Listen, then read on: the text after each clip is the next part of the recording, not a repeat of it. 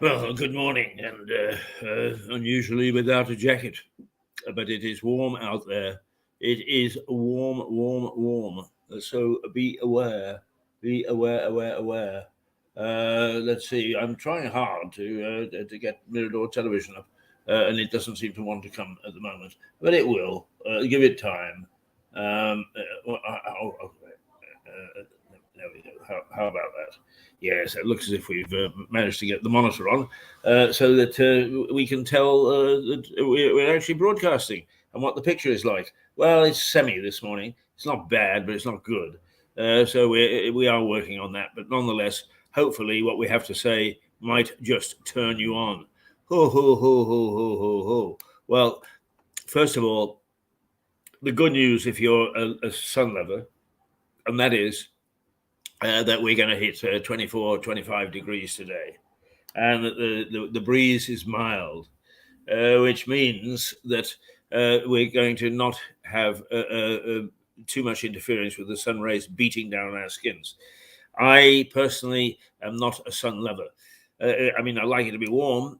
Don't misunderstand. I prefer that to the cold. But I am not a sun lover in the sense that I like to either lie on the beach or sit out all day and get roasted. No, no, no, no, no, no, no. So it's very rare that you will find me either in mufti, shorts and t-shirt and all that sort of stuff. But it's also very rare that you'll find that I burn myself half to death and I'm hobbling around. Well, I do hobble, but not because of that. Not because of that. So here we are on the 17th, Friday, the 17th of June, 2022. Not an auspicious year so far. But who knows? It may just pick up after this. June is busting out all over. How lovely. My weather experts that I talked to on the bus tell me that it's going to be raining on Sunday. But if it is, it'll be welcome, I think. But we are looking forward to a weekend. God bless us on a weekend. And so we can we can find our way around, I think, but mostly I think it will be spent at home.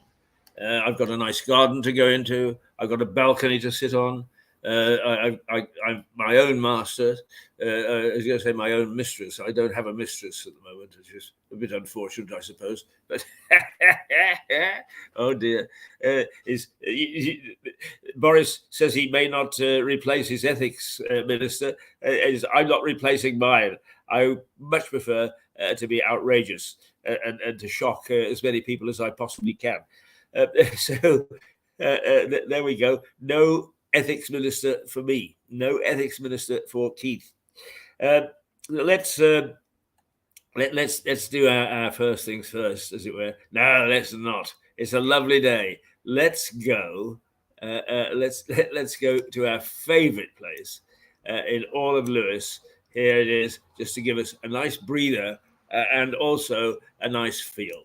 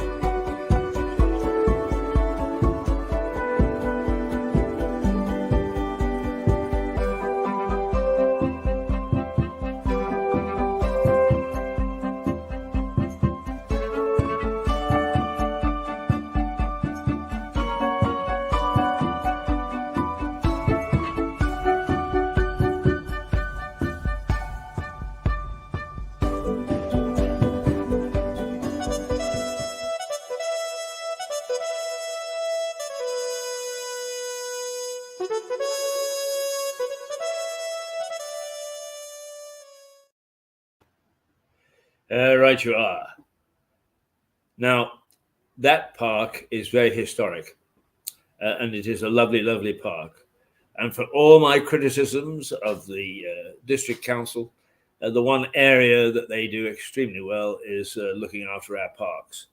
And with the mayor, or the just moved on mayor of Lewes, Stephen Catlin, who in his own time and with volunteers looks after some of the smaller parks and areas of flower-bearing ground around Lewes, we are very, very lucky to have this floral town. What we really are lucky, because believe me, that the Grinch has got the rest of them. When it comes to bunting for Jubilee, forget it. When it comes to lights for Christmas, forget it. It is blaze we cannot be accused of. The Grinch comes in and steals it all long before it is ever able to be shown. So, naughty old Grinch. But when it comes to parks, yeah, we are pretty good. We are pretty damn good. And we have people. The nice people about people who look after parks and so on is they just love their work. I was at a Cambridge College recently, a lecture, would you believe? And it was a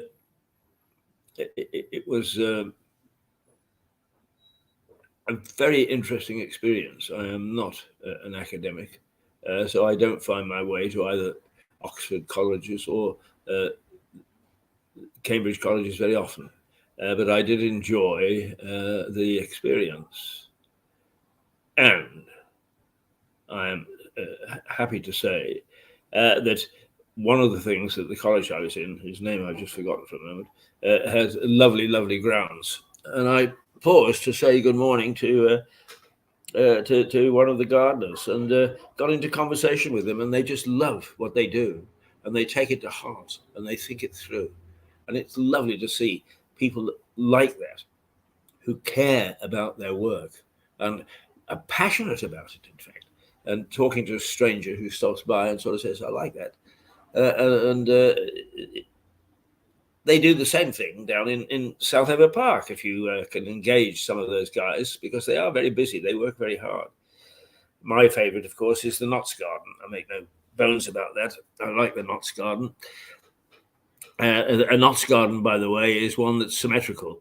So this one is hidden by hedges. You have to find the entrance, but once you're in there, it's lovely and it is symmetrical. And you can sit there, and it's a windbreak. So it doesn't matter whether it's a gusty day, the chances are that you're not going to feel it in there. And it's a sun trap. So if you do like the sun, you'll get it. All in all, rather a pleasant part of that park. And that's where I normally talk to the chaps that look after the roses and the tulips and all the things that they do in a Notts garden. Have I told you who we are? Have I told you lately that I love you? Oh, dear, dear, dear, dear. Nobody wants that first thing in the morning. Not exactly going to hit the top 10, is it? But it is 8:40, and it is the 17th of June, and it is the year 2022. Perhaps if the Queen had an annus horribilis a few years ago, the rest of us have had an annus horribilis this year. It did not start off well with lockdown and us not really knowing where we were going to go. We've got through that only to be hit by rises in energy prices, a rise in the cost of living, inflation, and do not forget, because while we are sitting here chatting and talking about things like parks and flowers and windbreaks and so on, is that there are people who are fighting for their very lives in Ukraine. Let us not forget that. And although we haven't got totally involved, is with the ambitions of Mr. Putin, it is quite possible that we will be before this thing is much older. So another thing for our annus horribilis, let's make sure that we do our very best to resolve it. And part of that is to start to give some support to those who are trying to fight it, because a lot of the people who should be aren't. Let's face it, we are governed by very strange people, locally and nationally. That's who we've got. We have to put up with it for the moment. Let's just make sure that the pressure is on. So they do their best in terms of governance. This lot, the very best, isn't very good, but it's the best that we've got. Yeah. Yes, Keith, it is the best that we've got. So let's look at the newspapers, shall we? The Daily Telegraph: inflation to hit 11%, says the Bank of England. And it says that the inflation could surpass 11% later in the year. The Telegraph's lead story reports that it is the 8th time in a year that the Bank of England has revised its forecast and marks the biggest overshoot of its 2% inflation target on record. It's never gone so far ahead. And I think that it's let's see.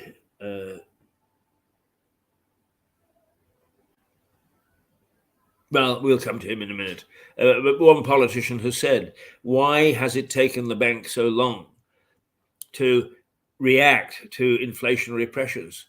We've raised a quarter point. The Federal Reserve, probably the most senior central bank anywhere in the world, in the United States, has raised it 3 points. And in other words, 3/4 more than we have. And if the Fed feels the necessity, because inflation is gripping America as much as it's gripping us, is if it feels that it can raise 3/4 of a point, why can't we do the same thing? Why can't we do the same thing? And the bank does seem to have been slightly asleep at the switch. And not reading its own data or its analysts or what's going on in various parts of the world very well. I mean, did it think that the energy crisis was just going to be temporary? Did it think that our free spending habits of pre-lockdown were going to go away? Did it think that lockdown itself was not going to have an impact on our way of life, on our spending habits, on our shopping habits, and for that matter, on our supply habits? Did it not think that, generally speaking, we would feel war impacting on our economy?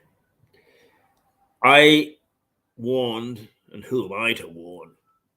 I just look at stuff and come to a conclusion. I warned way back in April that if we employed embargoes, that they came back and had a habit of hitting you and biting you in the ass. And now, of course, what's happening is that Russia, sensing that we're in trouble in the West because of energy, has said, well, we're going to stop selling stuff to you. Basically, we aren't the initial recipient. It's Germany in the main, but France and some other European countries get the gas before it's passed on to us. But they are suffering that indignity of, well, you didn't want to buy, and now you can't buy. And that exacerbates the situation, and we don't really know what to do about it. As a consequence, we have taken our eye off the ball, and energy prices and stoking inflation have done their work. And now everything is going to cost 10 times more. The only people I can guarantee who will be rubbing their hands with delight are the banks, the retail banks. They love picking our pockets. They are real Shylocks. They don't care. Get a pound of flesh without spilling blood. They know how to do it, and they will. So we're in dreadful, dreadful shape. TGIF, thank God it's Friday, because perhaps we'll have a couple of days to gather our breath over the weekend. And a nice weekend it is going to be, or at least Saturday is going to be nice. It's going to be even hotter than today. I'm told by my experts, and my experts are the people on the bus I come to work with, is that it's going to rain on Sunday. That's no bad thing, because I don't think that it's going to go cold. It's just going to rain. and sometimes sitting on a balcony and watching the rain come down, hearing the rain come down, but staying warm is one of the great pleasures of life. Well, it's one of my life. The Times, pain ahead as Britain's braced for 11% inflation. I mean, broadly, what does that mean? It means that everything's going to cost 11% more. Across the board, some things will, some things won't. Some things will perhaps cost, well, already I can tell you that some items in the supermarkets have gone up 25%. Something that cost £1 a month ago and now costs £1.25. And the supermarkets do not blink an eye. Is what I'm sure that they say is, well, we don't want to put it up by 2.5 pence. So let's put it up by 5 pence. And we're feeling comfortable. They've already done it. Now they'll argue that their base was 105, and that's how they'll put another 10% on that. So it keeps on going up and up and up. Big is not beautiful. Believe me, big is not beautiful. And I've had my own row this last 2 days with O2. Try to phone O2. Trying to find a number, first of all, is almost impossible.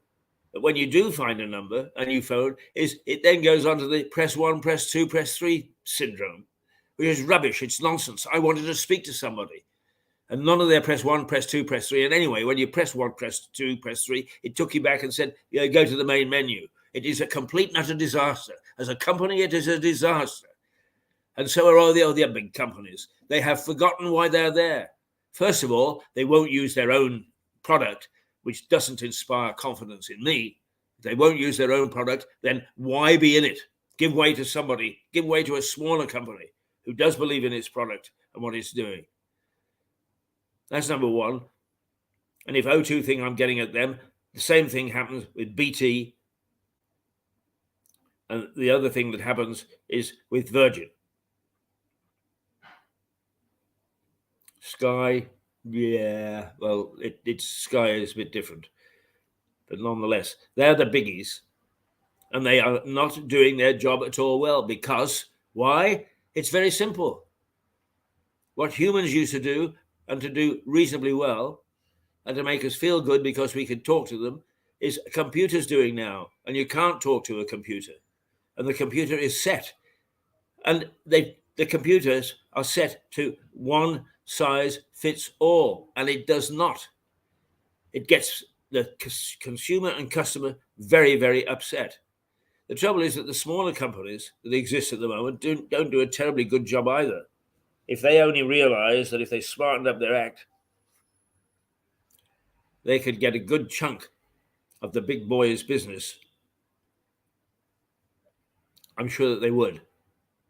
The trouble is that we're in the grip of a generation that doesn't quite understand leadership, doesn't quite understand being entrepreneurial, doesn't understand creativity. It just follows the bloody computer. Blech. Right.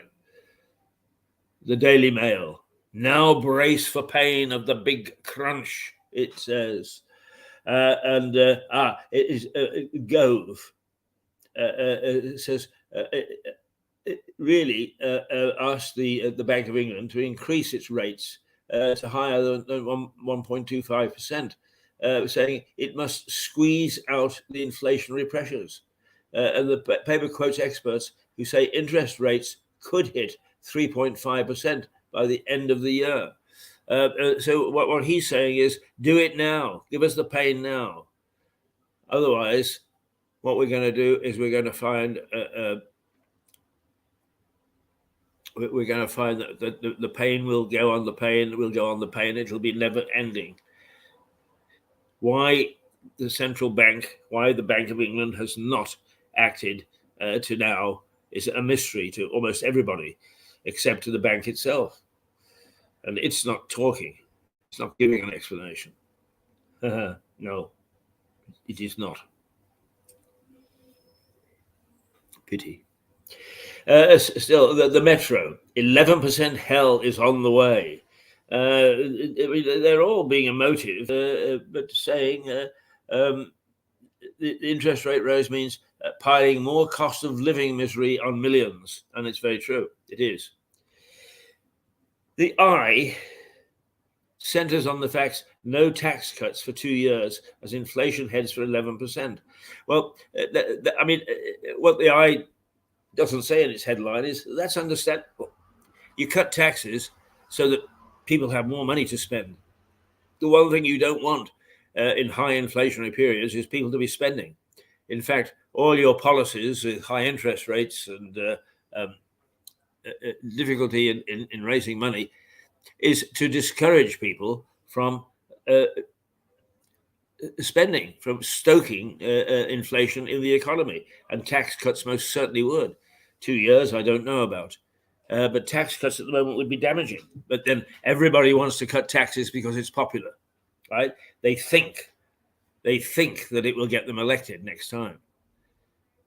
But election prospects should not interfere with what is the right thing to do right now. Yes, it's going to be painful, but let's suffer the pain now and get it over with, get it through it, not keep on stoking it until in the end the pain is so difficult to bear that we start to think in terms of not voting at all. Yeah, it's a thought, isn't it? It is a thought. The Daily Express. Shock as food prices soar to 15%. Well, I think that's a low estimate. I think in some stores, they've already managed to get it up way above 15%. Certainly, in some instances, by a quarter, by 25%. The shelves are empty of some things. It is funny that the things that disappear first are the things which are cut price. Waitrose, for instance, does a very nice little package of ham slices for £1. They're very tasty and very nice and very convenient, and they're only £1. Very intriguing. What is the first thing that they run out of? Ham slices at £1. Why do they not keep the shelves stocked with that? Well, they don't really want to sell you something for £1. They want to sell you something that's £1.50 or £2 or £3 or whatever, which is, to all intents and purposes, about the same sort of thing. Well, I don't know. I just don't think that I think it's a deliberate policy of keeping the cheap stuff, selling it quickly, and then saying that you can't get it in time to stock the shelves. But, you know, it's funny, isn't it? Everybody keeps on using the computers to dictate to us what we should do, but nobody remembers the failures. Does anybody remember JIT, just in time? The computer would assess what was left on the shelves, order from head office. Head office would then go to dispatch, and dispatch would get just in time the new stock of goods. Well, it ain't working. The gaps of things that are not there are very ominous. Just in time is now a discredited piece of software. Super in theory, but it just doesn't work in practice. And that's what we've got to get used to, is computers are good in theory, but not in practice. And the banks had better stop relying on computers in their retail banking. Go back to having somebody in a bank that is a bank manager, somebody you know. Pretty girls are very helpful. But even they admit that they can take you into a little side room and they can ask you questions. And what they do is they feed that into a computer, which then says, without knowing anything about you, yes or no. Ridiculous. Absolutely ridiculous. Why have we got such ridiculous people in charges of everything? The phone companies, the banks, Parliament, governors? I don't know. But they sure as hell don't know their own business. They really don't. They have forgotten who they serve. And serve is the pertinent word, because most of these things now have got threatening letters stuffed into the computer. It's all very well to say sorry. We recognize that you've done everything that you should, and you're a good customer, and so on. So we're sorry you've been abused. But getting an abusive letter or an email and then they say sorry is not good enough. What they should do is they'd be fined. They're very quick to put £12 onto us if our payment is a little bit late. So if they send out an abusive letter that is said to or it turns out to be a misused public letter, abusing letter, then they should be made to pay for it. How about a tenner? Just to round it off. I don't know where they get £12 from. It's some sort of accountancy practice, I suppose. But it is time for us to start questioning everything that is so-called service, so-called improved our way of life. It has not improved our way of life. I thought about it very carefully this last week, and there are so many things that when I was a young man weren't quite as efficient, perhaps. We didn't quite have some of the things that are available to us as families and consumers at the time. But the treatment of us as consumers was 10 times better than it is now. And I would much rather go back to good treatment and scarcity of goods than the other way around. Thank you very much. Where are we? The Guardian, I was saying. Right. Oh, all right. Oh, the Guardian is having a go at Boris. It can't let go. It can't let go on the Watergate thing. And not Watergate thing, what do we call it? The Christmas gate, the Scapegoat, whatever it is, whatever our own thing is, with these things that happened during lockdown. Is Johnson may scrap the role of ethics advisor after the present one has resigned. I would say good riddance to somebody who is an ethics advisor. How in God's name he can ethically take a salary sitting amongst all those people in Westminster who really have lost touch, if they ever were in touch with their constituents, I will never, ever know. I will never, ever know. So yes, good riddance, and don't actually replace him. The Mirror, which for some reason, of both the Mirror and the Sun, influential papers in their own way, have opted out of any of this argument. So the Mirror is Maxwell, talking about Ghislaine Maxwell. It let me out in 2 years because she's been banged up for her role as, let's face it, as a madame or a pimp or whatever you want to call her. And she's saying, I've been convicted of something that's done nobody any harm. Well, that's not true. But by the same token, it's not exactly the same as assault with a rifle and killing 13 people in a school room, is it? It says, let me out in 2 years. It's a soft touch. Should we or shouldn't we? I don't know. Not offering any opinion. The Sun, killed in airport chaos. The Sun really is stretching a wee bit because a pensioner or a disabled person was killed at Gatwick yesterday when they got frustrated at the delays in departures and so on and tried to get off the airplane.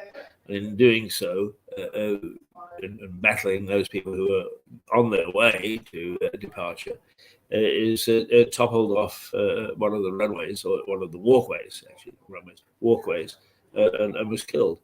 Yeah, I mean, I think it's very sad. But I don't know that I see it as a total contribution to their death. The Financial Times, Ukraine's drive to join the EU gains impetus from European leaders. This one is difficult, and I said on radio earlier,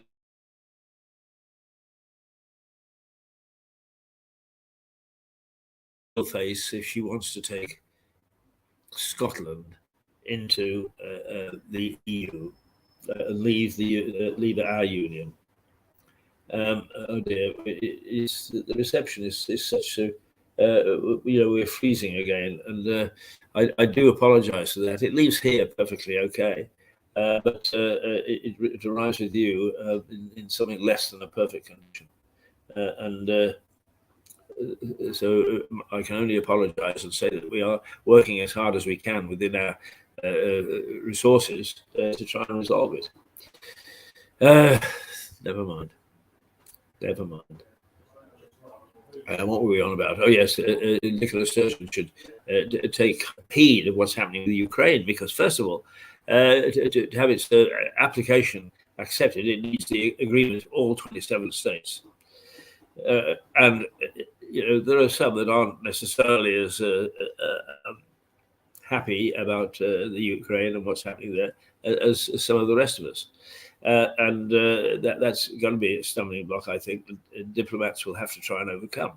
But on top of that, there are those, in examining it, the experts are pointing to the Balkan states, and I know something about the Balkan states because I've worked there, and I've worked on EU membership. And one of the things that they will say is, hang on, we've been trying to get our act together for 20 years or even more. Is why aren't we being let in? And it's a good, valid argument. Perhaps the argument will be a necessity when it comes to talking about the Ukraine membership because of the war. But what are we going to do? Manufacture a war for all the candidates so we can get them in that much more quickly? I doubt it. Not a very good policy anyway. So if Scotland, for instance, leaves the Union, it is not likely to find much sympathy in wanting to walk straight in to the EU. There will be lots of people and lots of countries who will object. And it may well find itself in that independent status, working on its credentials while it's in a list, having cut itself off from the United Kingdom and not been accepted as quickly as it thought into the European Union. Frying pan, fire, it's 4 minutes past 9 on the 17th of June, 2066. 2022. Back to the future. The day is going to be 24 plus degrees. It's going to be hot. The breeze is going to be gentle. There is no rain around. And for that matter, there's very little cloud, if any. It's going to be a blazing hot day again. Do be careful out there. Be very careful out there. Well, that's what the papers are saying, but I forgot to look at my favorite little paper, the Daily Star. And what's its headline? What's its front page? 6 pints of water and a packet of crisps, please. It's saying alcohol doesn't suit well in very hot times, and a packet of crisps is still on when you go into the pub, but instead of ordering a pint or two, or up to 6 pints or 8 pints of beer, because I think it's 1 over the 8, we decided that 8 pints was sustainable. But it says order 6 pints of water, because that will put you in good stead to withstand the heat that we're going to suffer for the next couple of days. Right, well done, the Star. And I say well done, the Star, and not because it avoids the big issues, but what it does is it always provides some sort of intriguing alternative, from the weather to being observed by little green men peering down from Mars or elsewhere. Good stuff. Right. Let's go to, once again, no, I won't. What we'll do is, let's yeah, this one is good.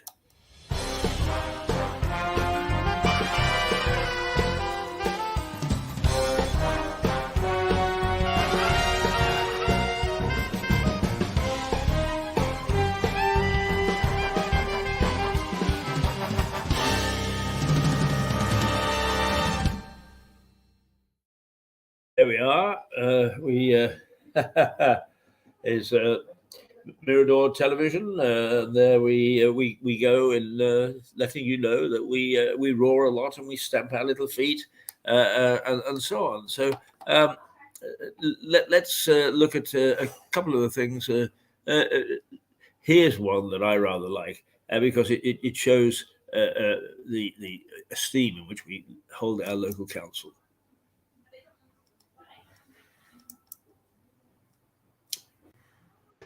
I'm not sure how it works. Come on in. Come on in to East Sussex.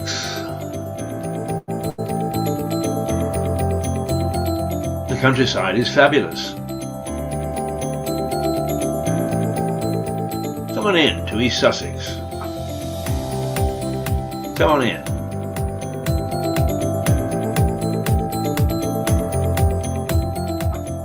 The life is wondrous.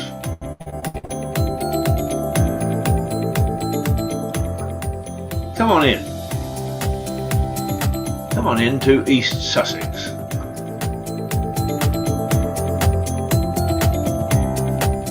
There's room for all. Stop! We didn't mean the elderly.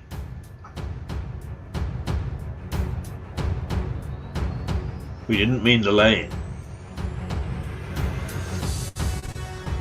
We didn't mean the sick. Oh dear me, no.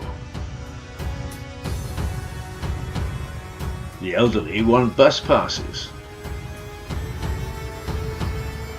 After all, bus passes allow old people freedom.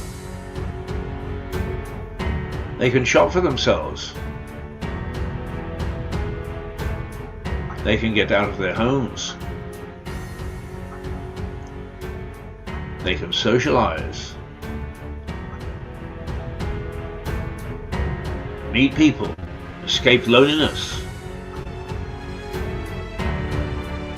None of that nonsense in East Sussex. We plan to axe the bus pass.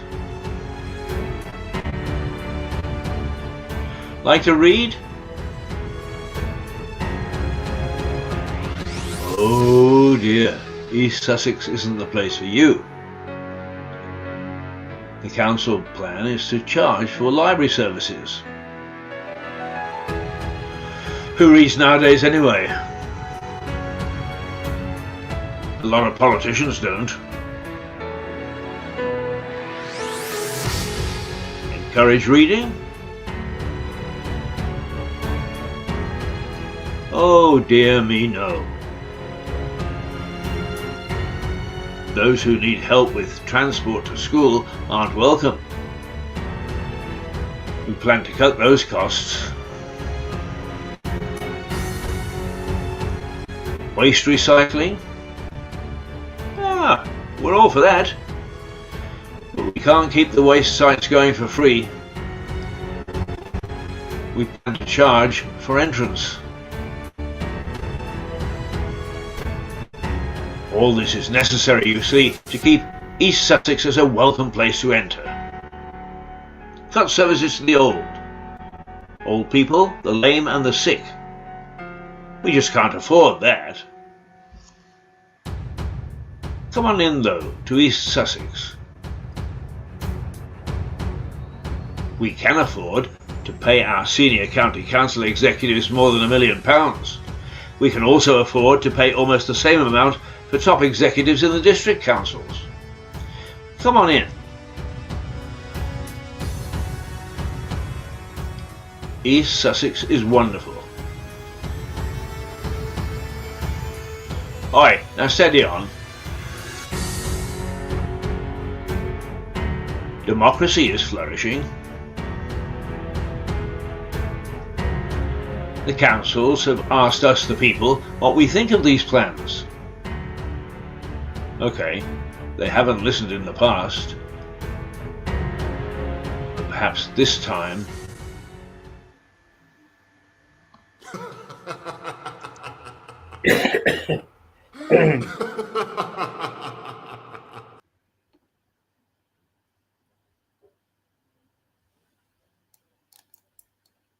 Now, that was made just before lockdown, when all these issues were on the table.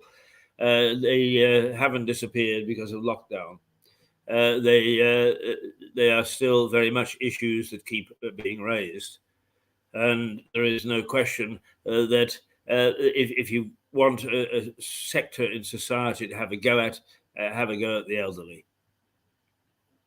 Mind you, this particular area, and particularly the area described as Lewis District, is not very good at mental health. In fact, they're quite lousy. Not very good at homeless. And they're not very good at a good many other social issues. What they do is they see it as most bureaucrats do, is it's a form. You fill in the form. And if you fill it in incorrectly, tough. If they fill it in incorrectly, then they change it without telling you. We thought we were supposed to give you £2, and now it turns out that having filled in the form, it's only £1.50. Is, first of all, we'll take back the 50, thank you. And secondly, we're not even going to say thank you or sorry that we made the mistake in the first place. Live with it. And many of us have to. There we are. That's what it's all about. Now, where are we? 9:13 we are. 9:13. Now, one thing that has happened locally that I thoroughly approve of, and that is that we have approved, or the authorities have approved, the term Sussex wines. That's a bit like champagne. If you wonder why you now buy Prosecco and fizzy pop from various places and it's not called champagne, it's because you can only call champagne the fizzy wine that is produced in the Champagne region of France. Well, now you cannot call a wine that is manufactured, if that's the word, in Sussex, comes from a Sussex vineyard, Sussex wine, if it doesn't, because Sussex wine has got an increasingly good reputation. I followed Sussex wines from the time that I first came here in 1990. And there was a gentleman called Christopher Ann who was spearheading the thing at the time. And he held, he had the Sussex Wine Centre, which gave a history of wine. He'd got a nice little vineyard down there. But he helped others highlight their wines. And a nice little job they did. Well, then, since then, they've started to do a nice big job. So that some Sussex wines are used by the Queen to entertain various dignitaries from overseas. And so they should be. It's very good. And I have to say that I am delighted that Sussex wines are used by the Queen, because they are really good wines and they win blind testings. And they've caused such consternation in France that this is hearsay as far as I'm concerned, because I've never seen a bill of sale, but that the French are busy buying up arable land that could grow the sparkling grape, the grape for sparkling wines, so that they can supplement their own, because we are taking a chunk out of the market. So we've got something right, and it's a sector that's developing extremely well. And it would be nice if Sussex was known as the vineyard of England. It's got quite a history here. The history of the vineyard, of the grape of wine in Sussex, is a fascinating one and goes back many, many, many, many years. It goes back to, it is believed that we did have some form of vine brought in by the Romans. Now, Roman wine is fairly heavy. There is a region in France called Cahors, Cahors,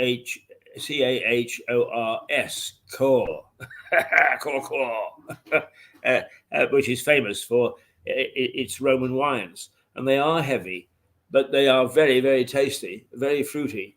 And those were the vineyards. I don't know whether any are left now, that were imported by the Romans. But the history of vineyards and wine goes back in Sussex for many, many, many years, is certainly pre-conquest. And it's something we should actually grasp to ourselves,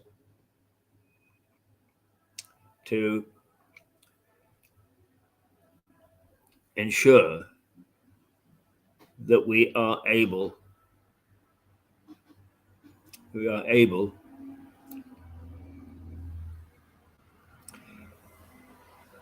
to capitalize on, and our politicians should make sure that we do as well.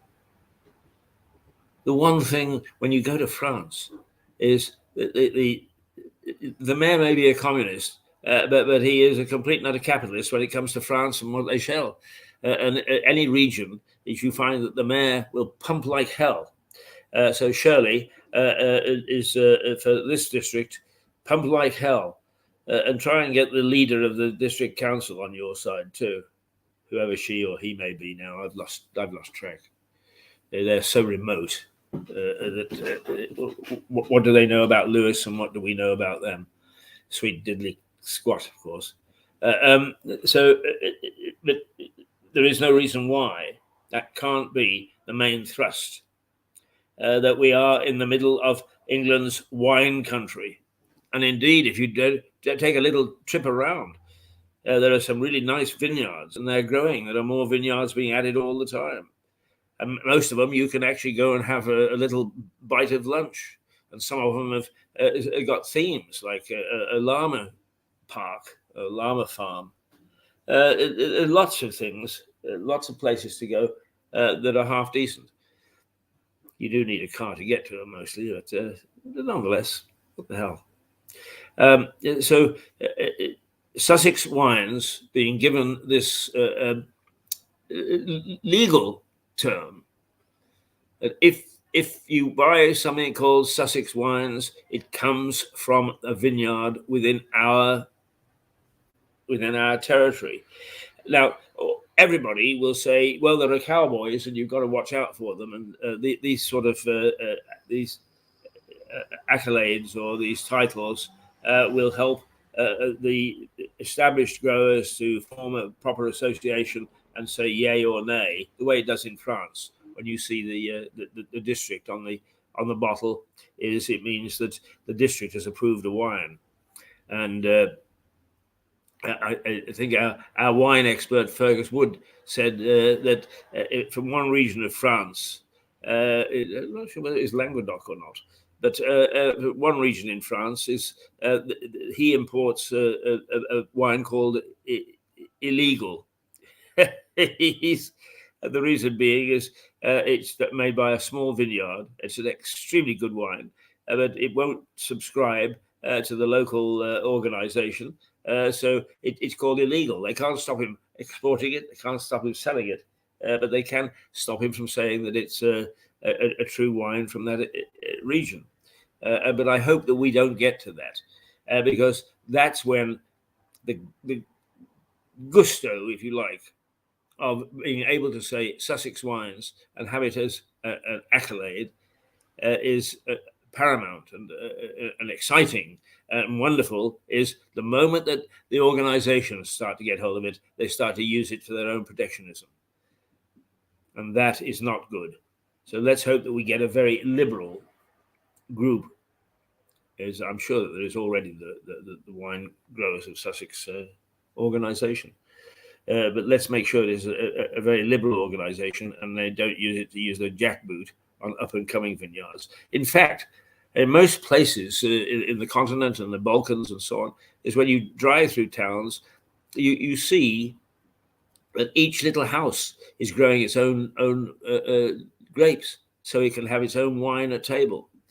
And it would be lovely if we got to that, where, because perhaps if the weather improves like this, we could have our own vineyard, our own vines that each year gave us enough to have a few bottles of wine at table that come from our own backyards.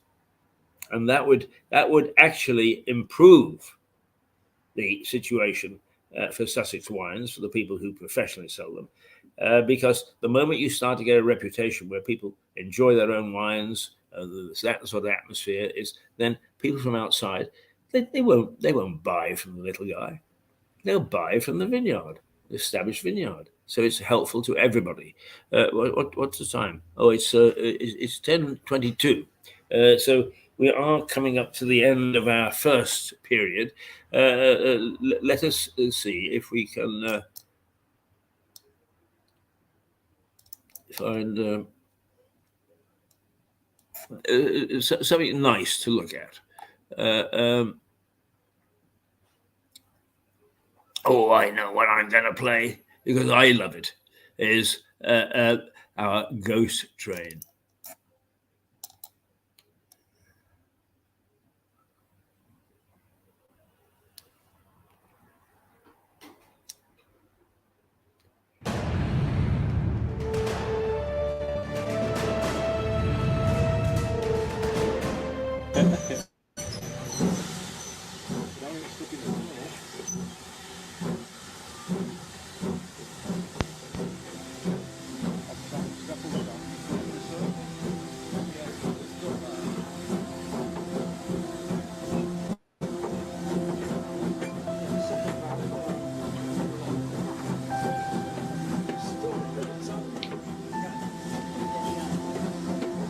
Many people find commuting by train tiresome.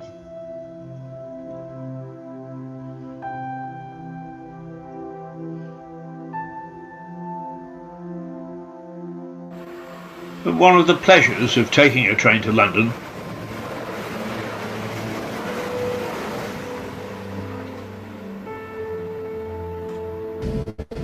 is that it passes through some of the most beautiful countryside in the UK. None more so than the view of the countryside as the line approaches Clayton Tunnel, just north of Brighton.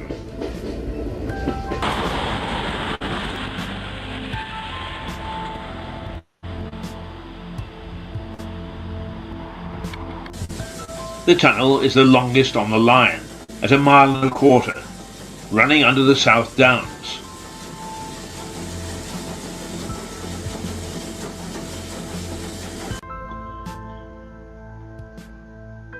It's unusual because the entrance is not the usual railway brick. It is instead designed to look like the gateway to a castle. On top is a cottage built for the railway's lightkeeper in 1849. The tunnel itself was opened in 1841 and the cottage added later. Idyllic.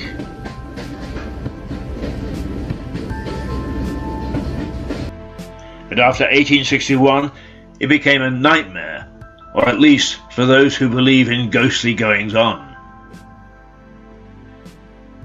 In August of that year, a night train left Brighton, travelling north to London. Partway through the tunnel, it stopped at what it thought was a danger signal from the lightman. The engine driver was correct.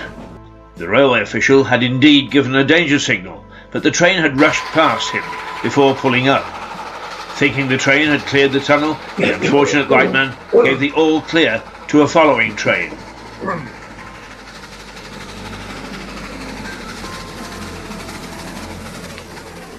And it slammed into the back of the first train in the dark, killing 23 and injuring 176 more.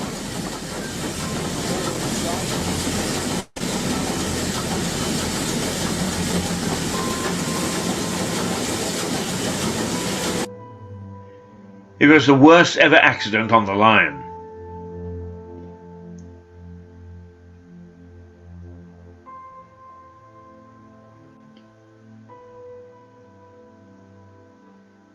And people walking on the downs over the underground passage have reported hearing the screams of the passengers as the trains pile into each other. The line is now also a direct line from Lewes.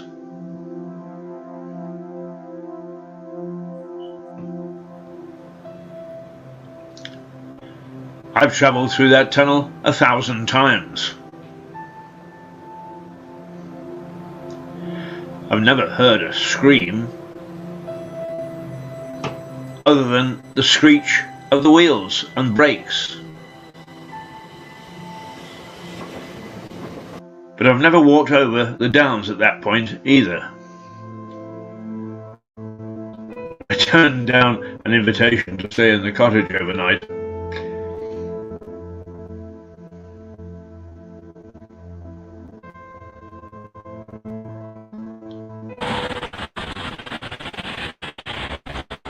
In fact, I get tense each time I go into the tunnel, knowing what had happened more than 165 years ago. And my fellow passengers carry on reading their newspapers, obviously oblivious to both the tragedy and the ghosts. I could sometimes scream at them.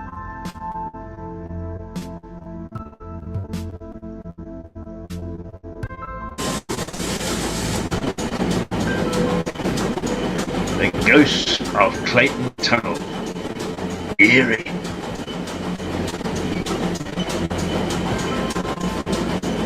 Bloody eerie.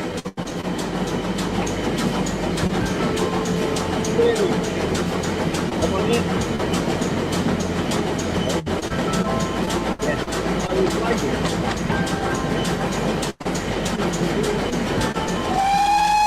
Yeah, I know. I haven't been able to know anybody. She's.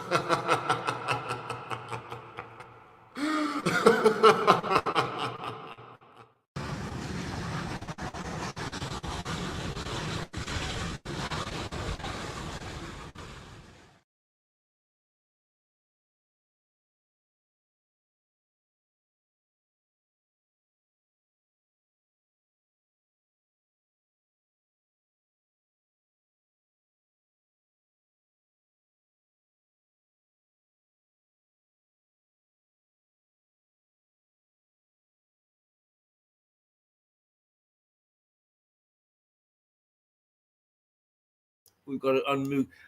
I'm very well, and I was feeling a little peaked last night. It's peaked or whatever. But I've woken up this morning, and it seems to me that the brightness of the morning brings out the best in people. And I have to say, if I can recommend to you that you go around to the front desk and you say hello to Shannon, because to see her first thing in the morning, her bright smile, her lovely look, is just a delight, and it actually sets you up for the day. So I've already done that. We're coming up to 9:30 exactly, so we're going to take a break. Are you going to come and join us for a minute or two afterwards? Yes, I could do. Yeah. Good-o. Right, okay. Well, here we are at Mirador Television, Break an Egg. We'll be back in about 10 minutes with Affairs from the Heart, and we've got Ollie here. Thank goodness. I mean, actually, you know, getting him out of bed during the winter is very difficult. But with the sun shining in through his window at the moment, he's up with the lark. So we have to put up with him. So let us go out with our theme tune, say toodle pip, and we will be back very shortly.